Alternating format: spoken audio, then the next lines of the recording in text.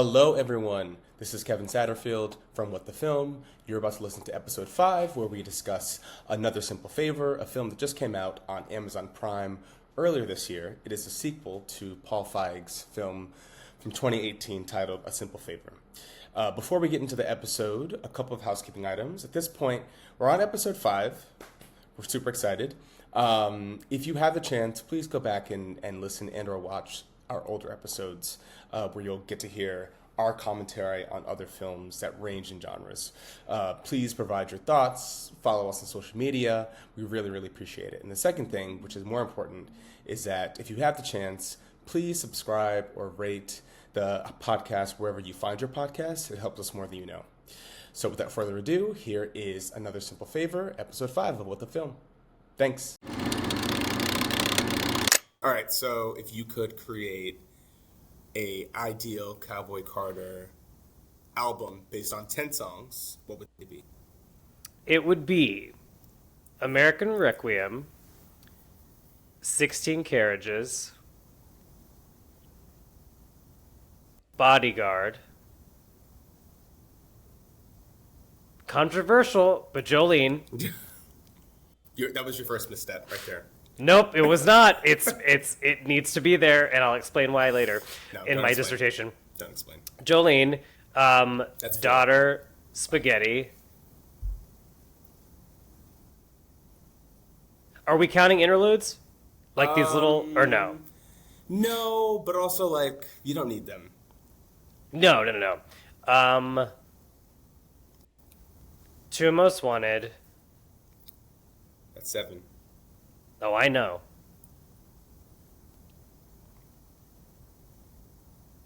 Yaya.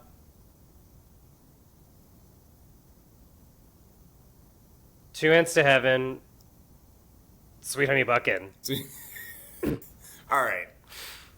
For the most part, you ate. For the most part. Yeah, I did. What would you do differently? Okay, so I think generally we're on the same path. American Requiem, 16 Carriages, Bodyguard.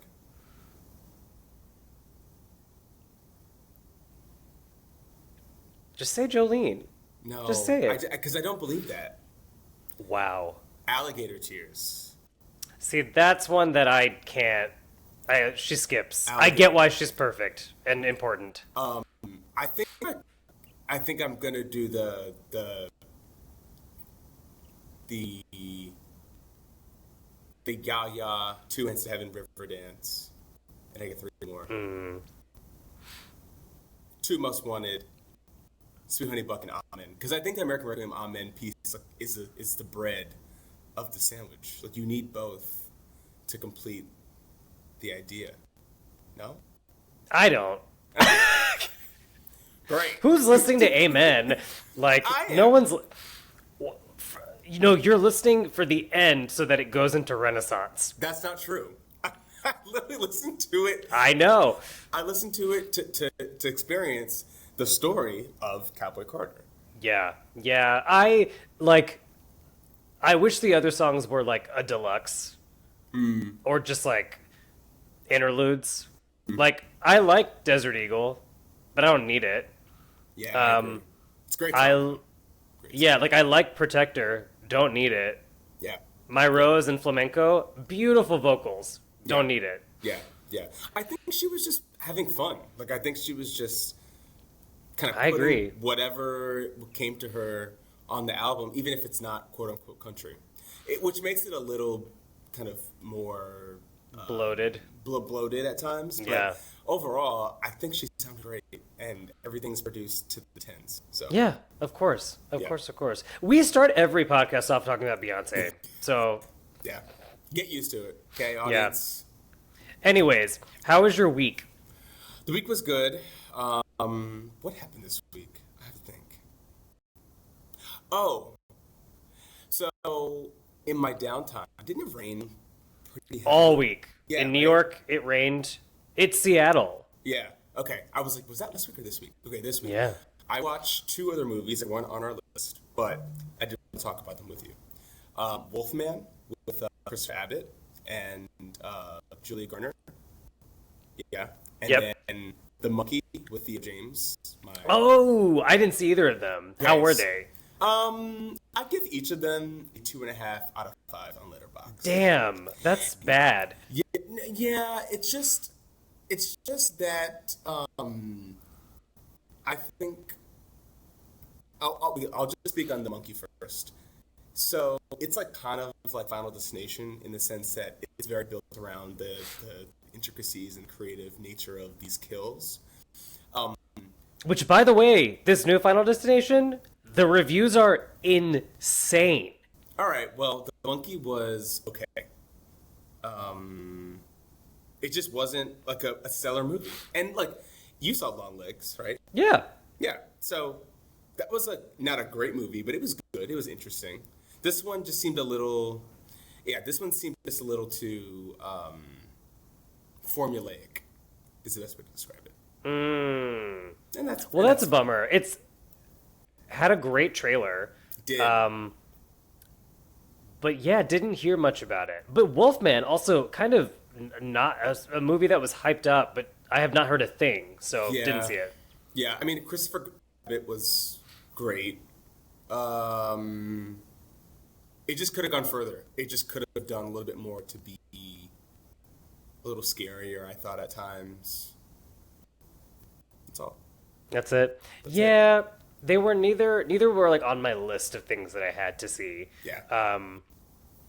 But great, I don't have to watch either of them. No, even when I'm bored. You should watch, but I think the reason why I watch them now is because they're on streaming. Or like, I think they're on like you can rent them for like $5.99. So, low stakes. All that to say, Osgood Perkins, if you need an Indian actor, I am available, and also Blumhouse, any of your films. I will be in Megan 4 because I know that you're going to make 17 of them. I'm ready. I will take a job. This is going to find them from your lips to Osgood's ears. I genuinely do fear that I will say something one day that they're like, we are not booking that man. And I make it to a screen test, and they're like, oh, it's that guy on that podcast? That podcast? That podcast. That podcast. They won't even remember the name. Exactly. What the... Who knows if anyone will listen to this, but, It's just for us.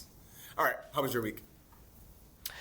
Honestly, my week was... I was severely depressed. Like, so much so that I had to call my therapist and say, hey, I think I need to go on meds again. And he was like, oh, you absolutely do.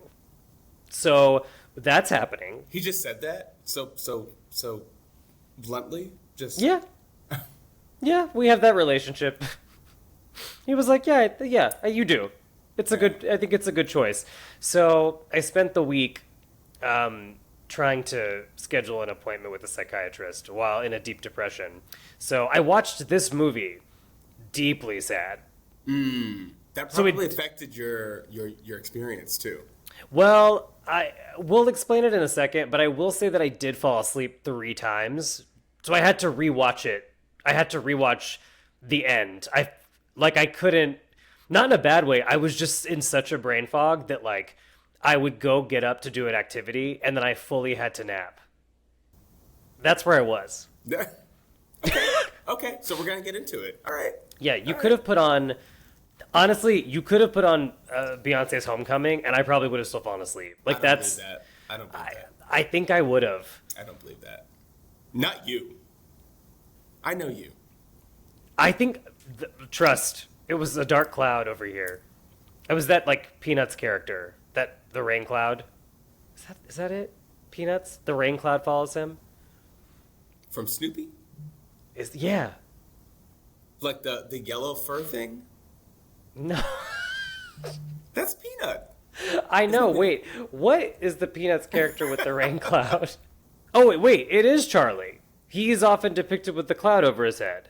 Charlie is? Yeah. Listen, I didn't grow up with Snoopy and them, so. Oh, you didn't? No, I did not. Oh, wait. Who is it? You know what? This is for another time. I don't think so. I think we got to figure this out. I know that you are a little younger than me, but like. Oh, please. I mean, you are. You're physically younger than me. It's Yes, factual. but like we are. The gap is negligible. It's not like. No, that's fair. It's fair. There's It's fair. like We're decades. we're both old. You're a 90s baby. Yeah. Yeah, exactly. Culturally, we're the same. I was almost a 91 baby. Ooh, that's right. December 26th. Yeah. Yeah. Do we want to go into hot topics now, or do we want to do it after? Let's just go straight into it because Great. I got a lot to say. Not that much, and that's part of the problem. But let's do it. Okay. So, as usual, we have our next segment, Tinseltown Tea, where there's a lot going on. There's a lot that I have to say about what's going on in the state of the industry. The first thing that I want to enlighten people on is that Mel Gibson is back. Yeah. With The Resurrection of the Christ. The follow-up to The Passion of the Christ. And I don't know how old you were when The Passion of the Christ came out, but I remember, because in Tennessee, youth group was like that dictated your social circle. Yeah. It was the same in Charlotte. We had like Young Life. Like it was, yeah. Yes. So I went with a church group to see this film, and people were weeping, they were sobbing, and I remember going up to someone and not really thinking what I was saying. I was like, well, did you like it? Meanwhile, Jesus has fully been crucified, and he does come back, plot twist, but... If you didn't know, Jesus does come back, but it's truly one of the most violent films I've ever seen. Yeah. What in the world? Why do we need this movie? They're gonna spend $150 million on what? And apparently everyone's coming back, including Jim Caviezel, who he is somebody that I have nothing good to say about. Who is he? I don't think I've ever seen anything else with him. Maybe I have. Did a lot of stuff. He did Angel Eyes with Jennifer Lopez, a movie that no one saw but me. Yeah. He honestly was a very mediocre actor, and then kind of fully became like devout Christian, or was always devout Christian, and only does like faith-based things pretty much now. Interesting. He did that movie. He did a movie last year that broke a lot of box office records, and it was like from an indie Christian studio. Really? Yeah. Interesting. Yeah. So that's my first thing that I want to talk about, is that I don't understand why we're doing this. I don't understand why Monica Bellucci is apparently coming back to this. I don't know why we're spending this money. I don't know who wanted this. I'm tired. Yeah, I mean, this is nothing new for the the Hollywood system as it is, because they've spent probably 2 times as much as they're going to spend on this with movies that no one absolutely asked for. No, and I genuinely, and I never say this, but I hope it bombs. Yeah.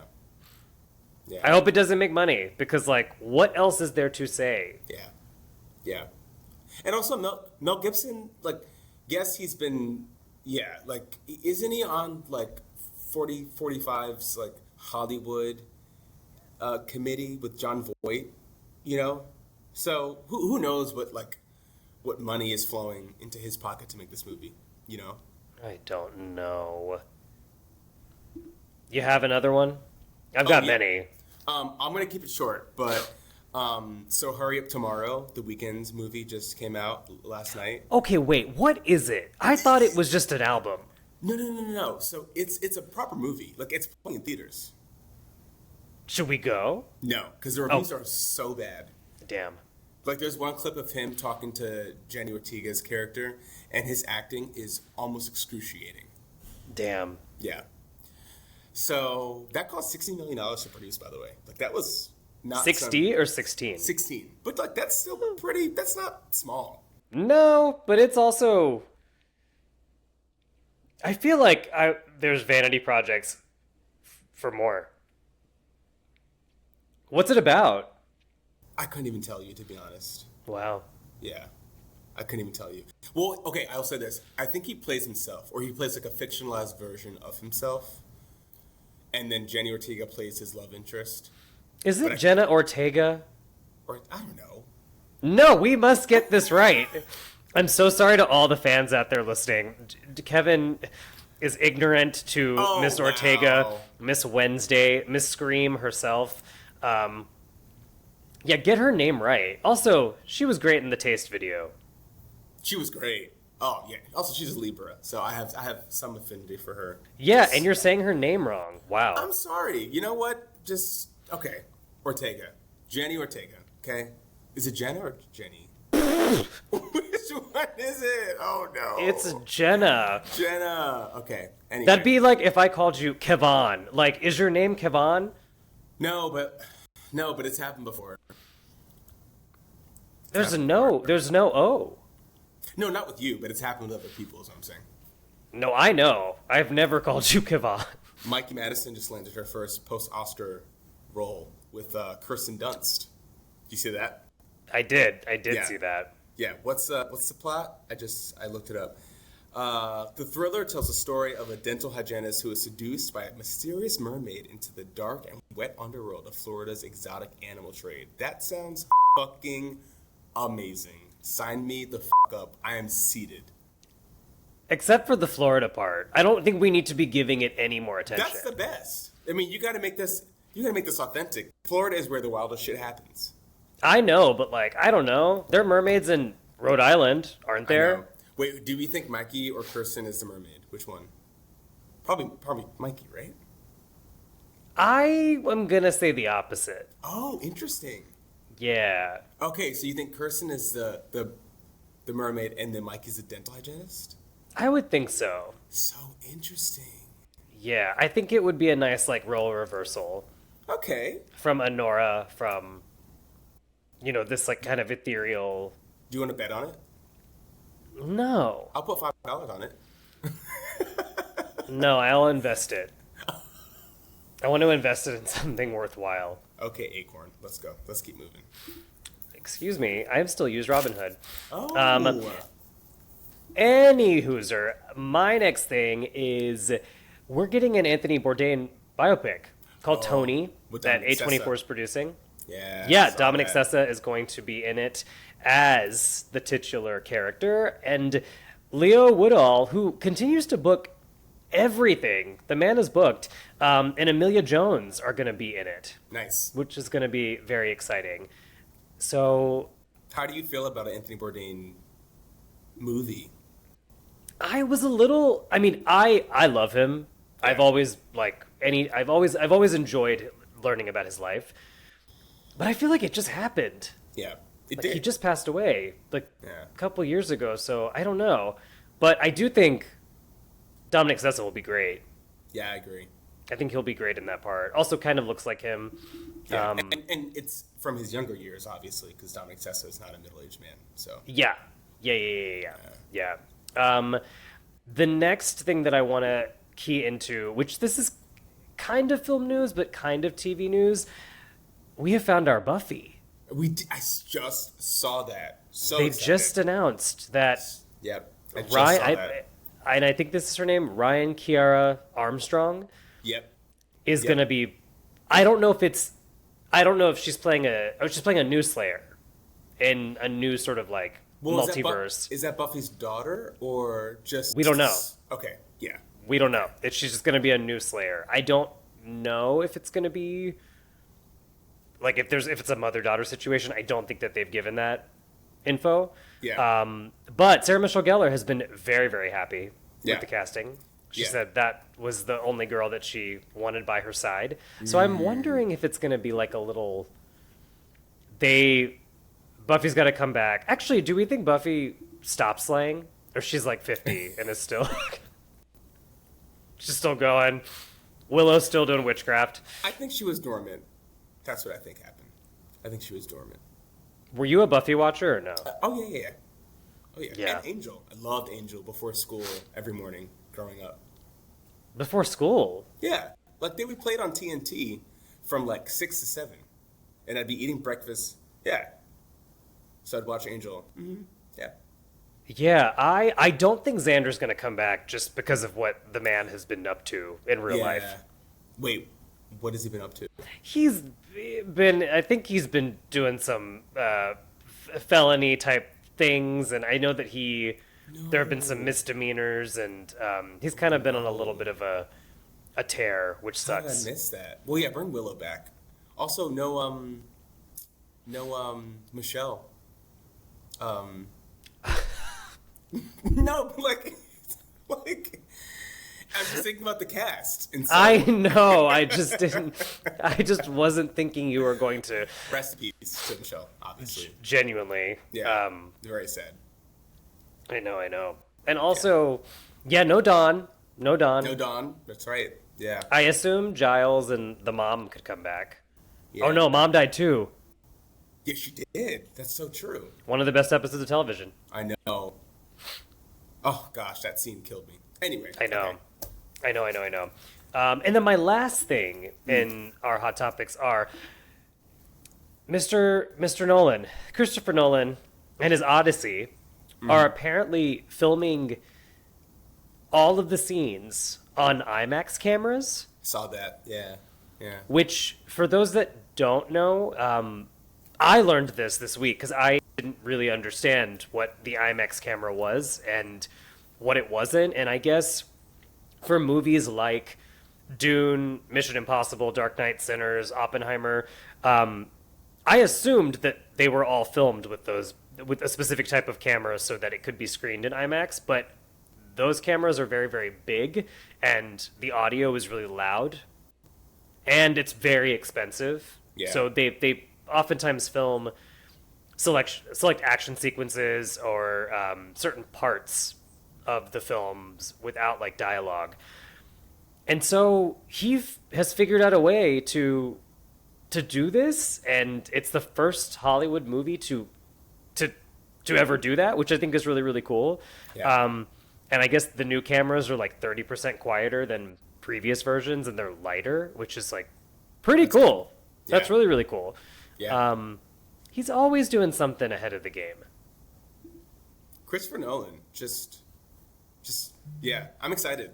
I feel like with every casting announcement or with every update, I've been getting more and more excited for the movie. Yeah. I know. I'm like, is this going to be 7 hours? Like, how many people can we fit? I hope not. Although I have heard that Lupita is going to have a bigger role than what we assumed, which is great. I need more screen. I need Lupita Same. on my screen. Same. She's been quiet. Yeah. Well, she's filming. Why did you say it like you knew her? I mean, Lupita, she's filming. Lupita? Lupita, that's what I just said. I think everything you say is going to be... Don't do this. Is going to be a mess. Oh, next time we record, I do have our surprise ready to go. So I'm scared. Okay. Yeah. Should I gaslight you like Monet does Bob on their podcast? 100%. Great, I will. I can do that. 100%. Those are all of my hot topics. Is there anything else that you want to cover? I mean, obviously, Cannes is happening right now. So It is. The film festival, which is yearly. Halle Berry, Jeremy Strong are both on the jury, which is exciting. Yeah. We've got some big films coming out of Cannes. Lynn Ramsey's Die My Love with Jennifer Lawrence and Robert Pattinson. The History of Sound with Paul Mescal and Josh O'Connor. So we'll You haven't named one black or brown person, so I can't wait for all of these these riveting films. There's nothing else happening, at least that like other awards people are watching. I know, because they only cast the same white people in every awards contender. Yeah. To the listeners, you're going to hear me rant about that a lot, because we're in this weird period where, and for context, I'm pitching things right now, like projects that I'm developing and my production company is developing, and I have been told many times that they're not interested in black and brown content right now. Yeah. Like straight up. So Yeah. I'm bitter, I'm mad about it, Yeah. and you can deal. Yeah. Oh, this is not a black person, but Scarlett Johansson has her directorial debut. She's Asian. Asian representation. With June Squibb. Come on. We love June Squibb. Come on. Our favorite black woman, June Squibb. No, we love June Squibb. I want to be her. Like, I want to be in my You don't want that. 90s? She's 95. Wild. No, I do. I've said that I want to pass away like midway through a Broadway show while I'm performing. not in the audience. I do. Let me recite a monologue and let me sing a song and mid note. We need to wrap this up. We are moving to. Let me sing Rose's Turn, but I die. Ooh. Yeah. I see Gypsy. I feel like we need to see that. Not you and I. I think I just like the proverbial we. Yeah, you're definitely living longer than me. Yeah, I think so too. I think so. I think so. The shock. I'll bank on it. Okay. We can bet on that. Who lives longer? I would bet $5 on that. I bet 20. Is this morbid? Should we not be talking about this? Do people know us? The guests will learn us, but this is who we are. Unfortunately, I think the Final Destination / Monkey Talk made me think about death. Yeah. But everything I write, I realize that, let's circle back to therapy. I did realize in therapy that everything that I make has something about death in it. So what does that say? I don't know, but Melancholia is on Netflix. What a movie. With Kirsten Dunst. I mean, incredible. She deserved an Oscar nomination for that. She did. And she didn't get it. But she didn't get it. Melancholia, a movie literally about succumbing to sadness and your depression, is on Netflix. Go watch it. Lars von Trier. Just be careful about his other films, because they're a little tricky. Yeah. A little spooky. Yeah. All right. Shall we move into the main segment? The main event? Okay, team. And by team, I mean whoever's still listening to this wild, chaotic episode. Kevin and I are getting into a rhythm of this now, and so whatever happens, happens. But we're here to discuss a wild film. So the last couple of weeks, we've had some, like, really fun, but also, like, critically acclaimed movies. Yeah. And Kevin and I thought we'd dive into something a little bit less serious. Garbage. So we didn't know. But this week we are going to be discussing Blake Lively and Anna Kendrick's A Simple Favor. Oh no, Another Simple Favor.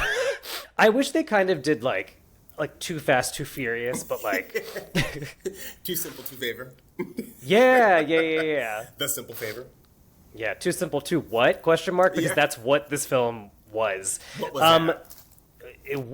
Yes, the Wendy Williams. Wendy Williams. What was that? James. Wendy. We love Wendy. Yeah. Well, okay, never mind. I mean, she's an uncomplicated figure in pop culture. Yeah. You know what I mean? Okay, so I think to start, we have to kind of recap the first one very quickly because I had to write out the craziness that was this first film. Yeah. So if you haven't seen the first one, I'm just going to spoil it, so skip if you need to. But in the first movie, called simply A Simple Favor, Anna Kendrick and Blake Lively, who play Stephanie and Emily, they become friends, and Anna Kendrick's character is a mommy blogger who then meets Blake Lively's character, who is this very, very cool, constantly drinking a martini, and it becomes this like running motif. They become friends. Anna Kendrick discovers that Blake Lively has like a troubled past. Blake Lively goes missing and then is presumed dead. And then Stephanie decides that she's going to be detective and Inspector Gadget, and then finds out that Blake Lively faked her own death to escape financial troubles and then commit insurance fraud. And then we find out that Blake Lively's character's name is actually Hope, and she has a twin named Faith. Right. And they were both abused as teenagers, and then they killed their father. Right. And you'd think that would be enough twists, But no. So then one of the twins kills the other twin, and then Anna Kendrick exposes Blake's character and tricks her into confessing that's all on a live stream, and then is sent to prison, and then Anna Kendrick's character gains fame for solving cases. Yeah. All in that. I'm not done. Yeah. All in that. Anna Kendrick's character I know you were going to say that's why I'm laughing. Has sex with her half-brother, who might be the father of her child. She's a brother fucker. Yeah. Yeah, and God. And then Anna Kendrick's husband dies in a murder-suicide after discovering the truth? Did I get everything? Was that the movie? Also, Anna Kendrick sleeps with Blake Lively's husband in the first one, Henry Golding. Yes. Yeah. So that's where we're starting out. The first movie was like outlandish and wild, but did you watch the first movie? And what were your thoughts? No, I thought that it was, I think that Anna Kendrick is really talented. So I was into it. I thought that... Noticeably, you did not say Blake Lively. Listen. Again, Blake, I would love to work with you. And yeah, save it. And then I just thought that it was a fun movie. You know, not every movie needs to be so serious. You know what I mean? That's my philosophy. Agreed. So I like when movies like to take twists and turns, but I want there to be something grounding the movie. And what we're going to get into is why we felt like this one did not have anything keeping it anchored and grounded. But we're going to get into that. This one was wild. This one was absolutely wild. Yeah. So to get into the plot of Another Simple Favor, Anna and Blake are back, but they're going to Capri, Italy. Woo. And it turns out Blake is getting married to this man named Dante, who is very wealthy and has like mob ties with his family. So Emily, aka Blake, right, gets released from prison thanks to this man. And there's a lot of murder, a lot of secret identities and like mafia intrigue. Yeah. Where do we even start? Like what I have a lot of random thoughts. Yeah. I'd love where tell me. Yeah. Give me a thought and we can unpack. So this for me is a classic example of a streaming movie. It's a movie that knows the audience is half paying attention, half on their phone. And for that reason, so much of the script and so much of the dialogue in the movie is over-explained. So much. It's so much exposition. And so you're sitting there like, why are you telling me something that like you should be showing me? And so for that reason, I felt like it was just a little underwhelming. Even like the twist, you know, in this movie, honestly it didn't feel like it kind of worked on top of the twist in the first movie. It was really predictable. I thought Which twist? There were 17. Well, okay, we're gonna spoil it, right? So. Oh, we've spoiled. When we realized that there were triplets, and Hope, Faith, and Charity are the three names of the babies. Hope and Faith. We have Charity, everyone. Charity is the newest. And Blake is playing all of them, mind you. Right. Hope and Faith were raised by their mother. Charity was raised by her aunt. And so she was never a part of the family. So... And the aunt is played by Allison Janney. Like, what are we doing, man? You are too good. You are too good. She's collecting a check, which... I can't be mad at. This movie had budget based off of the cinematography alone. So she was just having fun. But like, are you sure you're in the right movie, or is everyone in the same movie? That was my big thing. It felt like everyone was just acting in a different movie. Now, Allison Janney, I love her. She's one of my favorite. I feel like she's an underrated actor. But she also did Ma. Yeah. And so she knows what she's doing. That is true. And Kevin and I, we love Ma. Love Ma. And not ironically, like we genuinely think it's a great film. Yeah.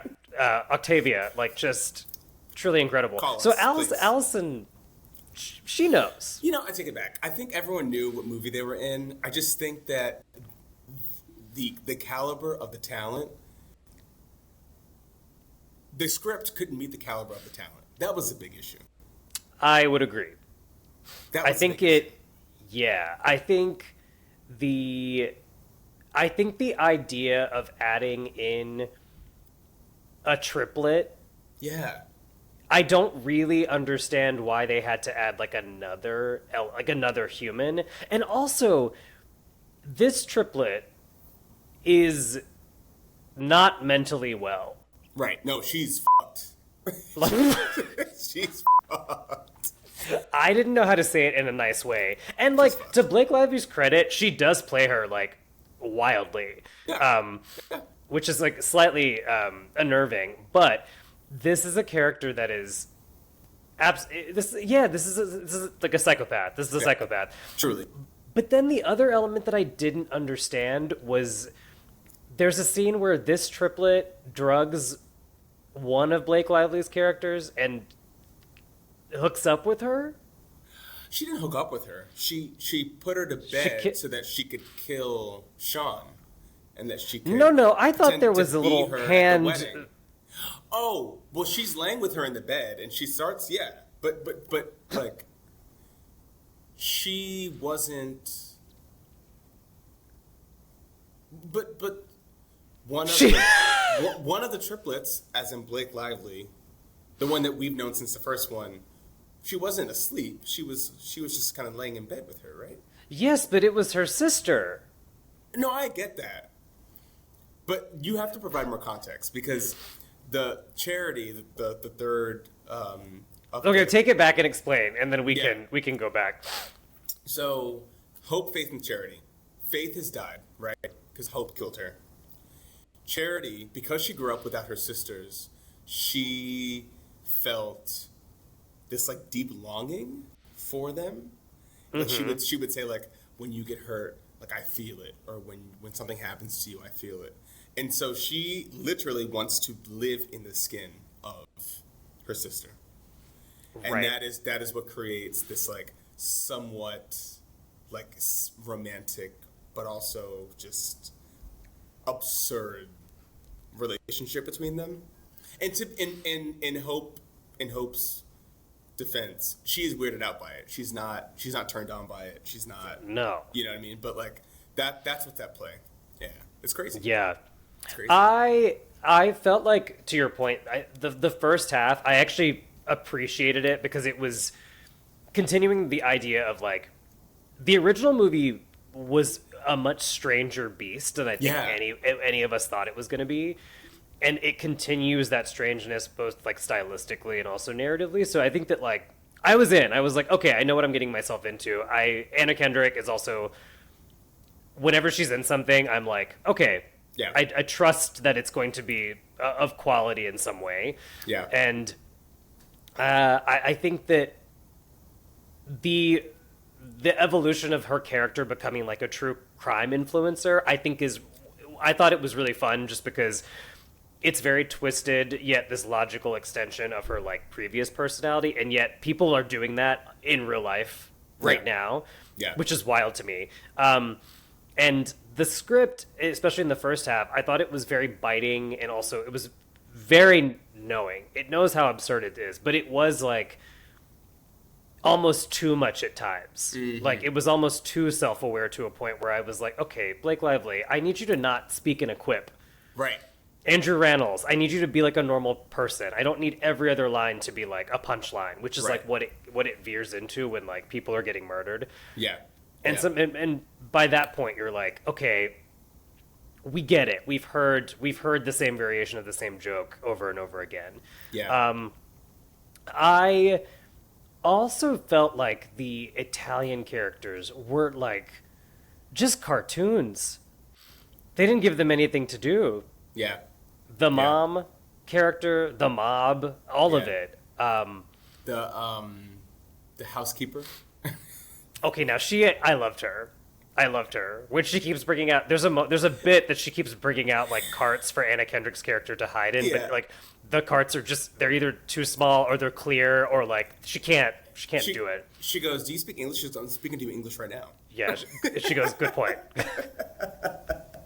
There are little moments like that that I thought were very clever. Yeah. And I have to also say, like, Blake Lively and Anna Kendrick have very good chemistry. That is what I wrote down. Like they're so fun. It's crazy that the movie could be this underwhelming, and yet you watch them on screen, and it's like they're lighting up. Like they're playing off of each other. Like you just see the chemistry. It's great. Also, Alex Newell, I thought was standout. No. I thought that they just wasted them. Yeah, there was nothing for them to do. But when they were on screen, I enjoyed it. No, and I enjoy Alex Newell. I genuinely do. But their whole personality was, I want wine. I mean that's literally me when I go to Italy. No, she had it correct. She was like, I need more wine, and I also need us to sell more books so that I can be there. Yeah. And if you're gonna bring her as like, if Anna Kendrick's character is gonna bring her as like collateral for murder, as she says, or so that she doesn't get murdered, then let her do something else. Yeah. Yeah. Like anytime something weird happened, she was out. Yeah. I know. She was kind of MIA for most of it, and that's what actually made me think she could be the killer. I thought so too. Yeah, there was a moment where I was like, she's a little too absent. But no, just another Blake Lively bopping around. I know. I do have to also say one moment that was shocking to me was, and again, spoiler, Henry Golding's death. I did not Yeah. They really killed that man. Yeah, and like with gusto. Yeah. I was like I was genuinely shocked by how graphic it was. In a film that you wouldn't think would be that violent. Mm-hmm. It was like comical violence. And throughout all of this, a lot of people end up dying in this movie. Mm-hmm. And one is like an FBI agent that Anna Kendrick ends up meeting who's really bad at her job. And really bad. One of the triplet kills her in this weird bob or like a pussycat wig. And yeah. Some other thoughts that I had. Blake Lively is having a lot of fun. Which after her year, I can't blame her. Well, okay, actually, I wrote down one question. So, when I was watching it, it was a little hard for me not to think about the metatext of it all. I know. And I wonder, because Blake has to play a deceitful con artist. Mm-hmm. And what, if any, of that kind of transfers over to the kind of actual brand that she carries as a human being, and how does that have any implications for the trial? I don't know, but it was just a question that I kept thinking about. I did go on Reddit to do a little because I also had a very similar thought and was curious about that because she's so publicly in the news right now and has been for the last year and a half. And so I know people on Reddit are like anti her, which like, again, we don't know anything. Right. I have no say in like either side of whatever that case is. But yeah, it is really tough to, because she is a very rich celebrity, right? Who got married on a plantation. Has apologized for it, but made that mistake with her husband, Ryan Reynolds, who also has had his own PR issues this year. So it is kind of hard. It is really hard to like separate the character from the artist. Yeah. Yeah, and yet at the same time, like she's playing triplets. So why wouldn't I be able to separate? But I think it's just because she's just been in the news so much that it is hard to Yeah. to kind of not think about it. And there is a line in here where she mentions suing someone. Yes. And I think that's when I was like, ooh, I don't you when did you film this and when At the very beginning. That's basically how Emily ends up going to Italy, because Yes. she's like, why am I even going on this trip? And she says, well, I mean, if you don't, then I can basically sue you for using my likeness without my consent. Like, it was crazy. Yeah, so even the little line readings like that, Blake Lively's a smart person. Like, Right. I don't know if it was a wink, wink, nudge, nudge, and if it wasn't, then like, I don't feel like that's really who knows? the outlet for you to be doing that, though, especially when you're in a really public trial like that. Yeah, I don't know. I think it added to the. It added to the lore around this movie, and it also the lore around our Anna Kendrick and Blake Lively friends, because there was a reported feud that they didn't get along or something. I don't know. I don't know if I fully believe it, but I don't need the cast to be friends. What I need to see is the chemistry on screen. I don't give a fuck if you don't want to see this person after you finish filming, because you're not going to like everybody you film with. But they were great in this cast together. It was like no time had passed. That's what we want to see. I don't care if they're not friends. yeah, but the general public has nothing else to do, so that's why. Sure, but they need to get a job and get a life. I agree. But if it makes people watch the movie, Yeah, right. Remember when they tried to paint that narrative that Jennifer Hudson and Beyonce were feuding on Dreamgirls? no, I don't remember You that. remember that? Yeah. I have also just been watching a lot of Miss Tina, and on her book tour, and Jennifer Hudson came out during the Kiki Palmer thing, and they were like so appreciative of Miss Tina, and I was like, oh, they were always friends. No, I've never really heard that. I don't know if it was a way to drive more people to the theater to see the movie, but they were definitely trying to kind of paint this idea that, you know, Beyonce being the lead and Jennifer Hudson being basically someone unknown had like actual tension on set. Interesting. I didn't know that. Yeah. But it wasn't true? No, but also it wasn't. No. And also you can see it in how they interact now. Like, yeah. They're friendly. They don't have to be friends, right? But like, they're friendly. It's warm. It's whatever. Yeah. Yeah. You know, I mean, Kim Cattrall hates every single one of those ladies. And that's a real beef. That's a real motherfucking beef right there. Actually, she only hates the one, but yeah, you know. But by extension, she's never going to come back to that show. No, and she doesn't need to. Doesn't need to. But doesn't need to. Yeah. Which sucks because, you know. She's the best part of the show. I didn't say it. I did. I'll say it. I auditioned for a part on Just Like That one time. Didn't get it. It looks so bad. Season 3, I saw the trailer and I was like, this looks so underwhelming, and yet I will still be seated. One moment that I had that did make me truly cackle was at the very end of the movie. Yeah. Allison Janney gets pushed off of a very high cliff. And she hits multiple rocks. And you just hear her yell, "Oh, shit!" And the CGI was great. Like, there's a zoom out where you just see that little tumble of a body just hit truly every rock known to man. Imagine how bad that body looks by the end. It gets awful. Crazy. It was, but also the post production was much to be desired. I just don't know if they didn't get the shot or I don't know, but it truly they got the first made shot me. Of her actually falling over the cliff. God, it made me laugh so hard. I love a fall or a blooper. Yeah. It's honestly what's been getting me through my depression this week is that I've been watching Parks and Rec bloopers over and over again. Yeah. But I love a fall, and that fall really made me laugh. That was a fall. Yeah. We also forgot to mention that Blake Lively's mom makes an appearance in the movie, but then Allison Janney's character kills her. And they're sisters.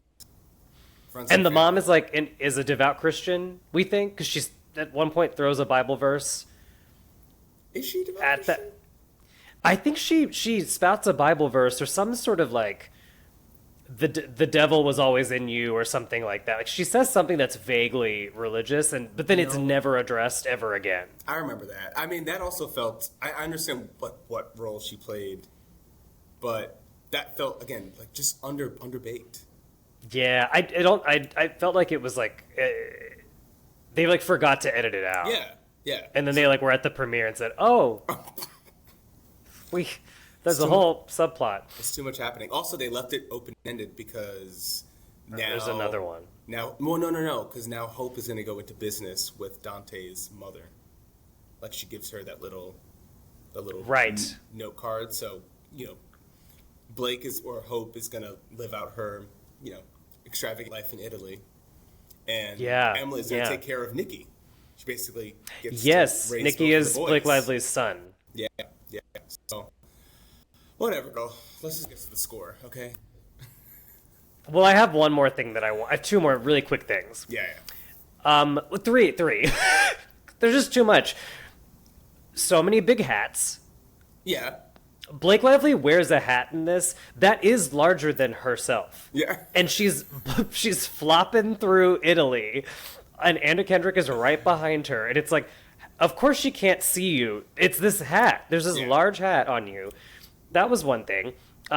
Didn't expect the jump scare of Jake Tapper being in this film at the very end. At what point was he like, yes, to do this? I don't know. He must be really friends random with the director or something. Yeah. Jake Tapper makes an appearance as like a CNN anchor, basically. Yeah. Interviewing in Kendrick's character. Yeah. Yeah. And then the other thought was Nikki, Blake Lively's son, who just wants to play with his little robot throughout the movie. His dad's just been killed, and then it cuts to a scene with everyone just like eating lunch. Yeah. And not really acknowledging anything. Yeah. Like he's just playing with the drone. And I do have one question. Why all the incest? Yeah. Like between both movies, why are we having sex with our siblings? Why are we kissing our siblings? Why are we? It's a lot of white people shit. Yeah. It's weird. Yeah, the people of color in this movie are not incestuous. It's weird. It was weird the first time, but it was also weird when one of the triplets, not kisses, makes out with the other one. Yeah, no, fully makes out. And I know that it was so that she can get the gun, but there are other ways to get a gun. Other ways to get the gun, please. This is one of those moments where I don't want to be like, not to judge, but like, no, we're judging. We must. We listen and we judge. Yeah. Do you have anything else to say about this wonderful film? It made me miss Italy. I know. It is gorgeous. I mean, it's literally like you said in Capri. So, cinematography is gorgeous.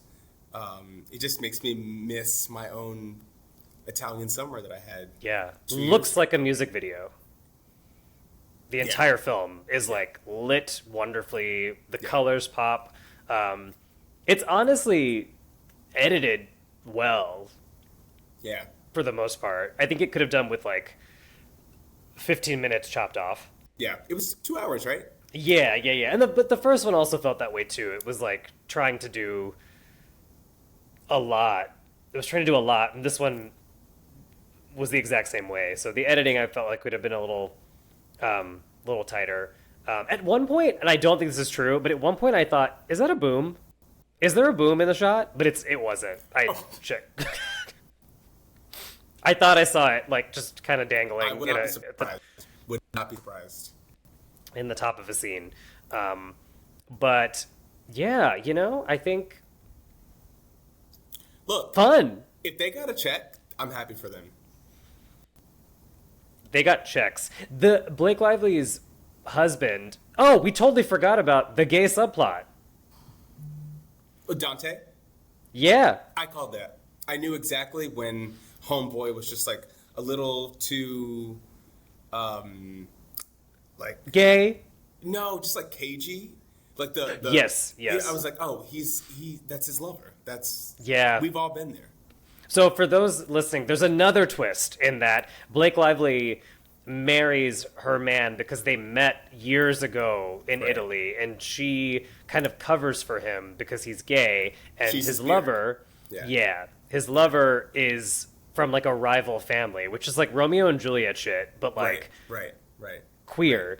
Right. And unfortunately, that man dies, and so Yeah. they can't be Dante was fine though. together forever.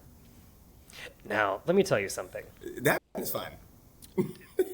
Dante is in a movie on Netflix called 360 or 360. Hold on, I have to look this up.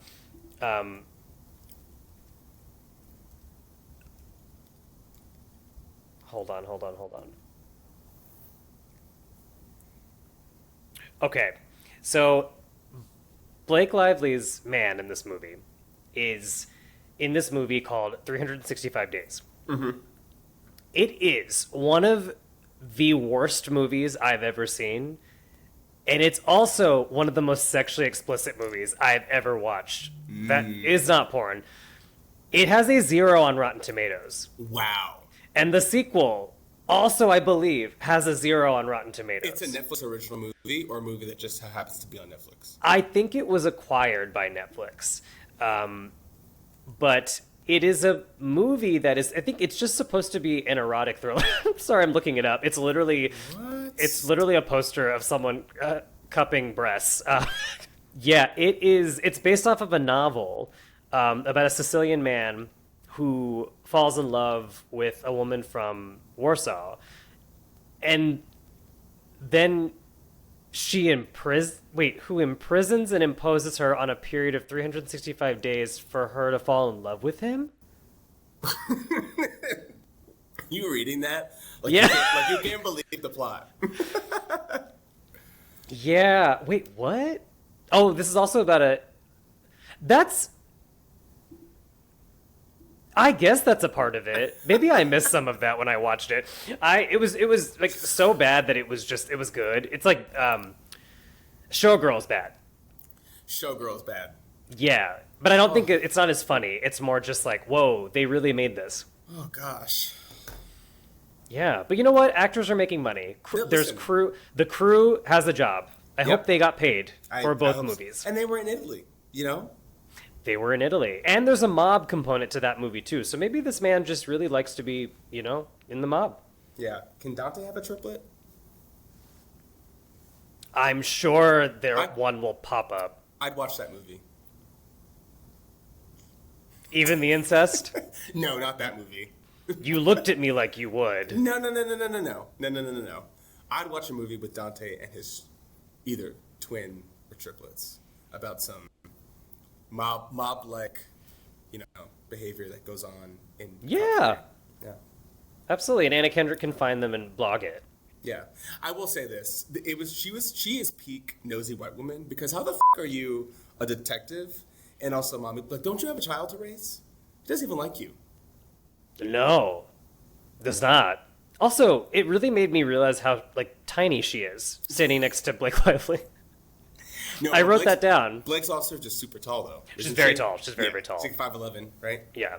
Very tall. Looks beautiful in this movie. Yeah. They put her in every outfit. The costume budget, I'm sure, was absolutely insane. Yeah.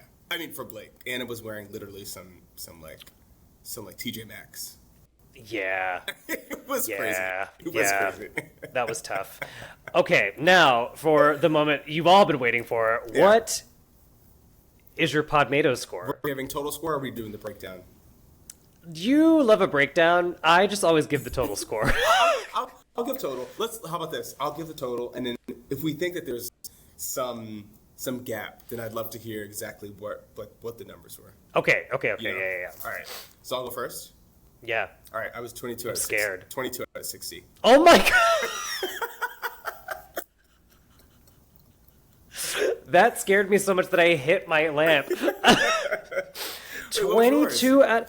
20. I'll break it down.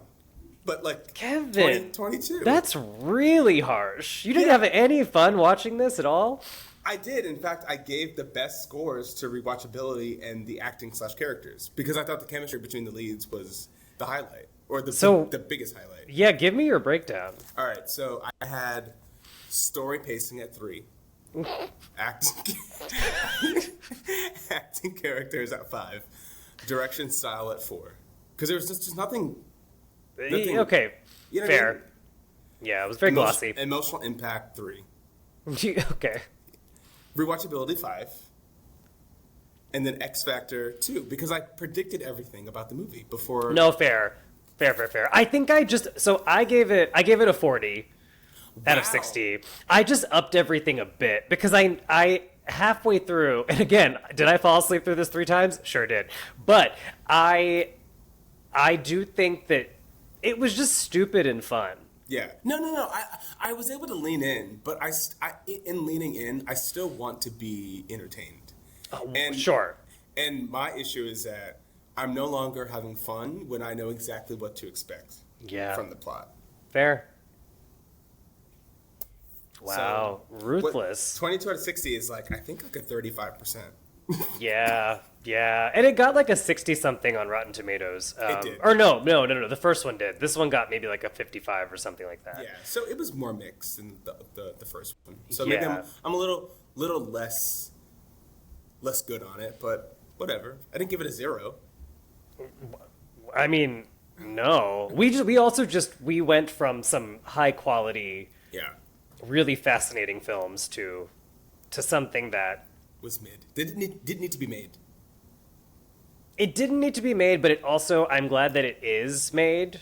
Would you rewatch it again? Like what's your rewatchability? Mine was a 5. Oh yeah, so we're equal. Yeah. Okay. All right. Yeah, I'd watch it again. I would actually watch the first one again. I agree. Before. I enjoyed the first one a lot more than I did this. But yeah, there were some moments where I was like, oh, I wish that this were smarter overall. Mm-hmm. I just wish that it didn't. I think this was an instance where I think the first one, because the audience went into it not knowing if it was going to be good or not knowing anything about really like the tone or the plot of it, we were all pleasantly surprised, and it kind of subverted expectations in a way. And then this one, I feel like they wrote to what they thought the audience was going to want to see and hear. Right. Right. Some of the lines that come out in the first movie, some of the martini motif and gag that happens over and over again. I think they were also, it seems like they might have been just resting on the fact that Blake and Anna had such good chemistry that they were like, this can be a bulk of the movie. And honestly, I don't disagree. Yeah. It's a safe bet. It's a safe bet. At some point, when you're on your 5th twist, I know. it's like, come on. Do you think you would have had a better time or enjoyed the movie more if you saw it in a theater? No, only because I don't think this is a movie that is like so bad that it's good. I think it is. It is. It was a movie, and I think I had a good time. I didn't have a great time. It was a movie. It was a movie. It was a movie. It was a movie that is out that I watched. It was a movie, period. And I think that's where we should end it. I literally wrote down nice gowns, beautiful gowns. Literally. I also, that did pop into my brain when I was thinking about this. Nice gowns, beautiful gowns. Yeah, no. Had fun, but Yeah. not enough fun to come back. Not enough fun. All right. Better luck next Yeah. time. Okay. Should we go into the next segment and our last one? Yep. Okay, so this is our segment, I Said What I Said, where Vishaal and I are going to basically rant. Hopefully, we should time it. Should we do like 60 seconds? That's your... We're not Las Culturistas. Yeah, but we can't go on forever. They've trademarked it. Yeah, we can keep it. They've trademarked it. We're gonna get sued. Okay. Well, let's just keep it to a modest, Amount of time. Yes. amount of seconds. But do you want to start, or do you want me to start? I can start. Right. Mine. Your time starts now. Oh God. Okay. No, just kidding. I don't ever want to bring up this dumbass on this podcast, but I know I'm gonna have to. Donald Trump. Warn me next time, please. I know. Please. I'm sorry. Trigger warning to those who subscribe, but Donald Trump in the last couple of weeks, and who knows what will happen by the time this comes out. But he has decided that he's going to put tariffs on all American-made films. And the idea behind that is that everything should be American-made. Foreign countries and other studios have enticed people in America to film abroad because there are better tax breaks. It's cheaper. You can get interesting locations. And so his thought is, I'm just going to tariff the entire industry so that people will come back. So to that, I will say, are you a fucking idiot? Are you an idiot? Hollywood the American film industry is a powerhouse because it dominates globally. Not because it's cheap, but because the branding is iconic and how film and TV shapes culture, even in the US, but also abroad. It influences politics. And slapping a tariff on an industry that brings in billions of foreign dollars, that's like taxing the most talented kid for getting straight A's because you're jealous or something. It doesn't make any sense. And we already deal with piracy and censorship. So, and there's already gatekeeping in international markets. So adding tariffs just makes other countries have other incentives to make or buy non-American content. Yeah. They're not going to care. I don't know why he's treating this like it's another factory. And not only is this going to make costs higher, there are going to be less films and projects made.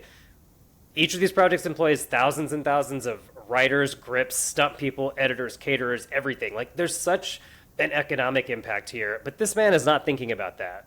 No. He's trying to just make a point. So that is, I have so much more to say about it, but I will keep it. That's as short as I can. That's it. Donald Trump, fuck off. Yeah. Super dangerous for the broader industry at large. Mine is not nearly as serious. Sorry, I didn't think it was going to be serious. I thought it was going to be light, and then I got mad. You're going to talk about that man? It's going to be light? Absolutely not. No. He sometimes makes me laugh. Sometimes. But mine is a message to the CEO or the head of HBO Max or HBO. I need you to be so serious right now. Mm-hmm.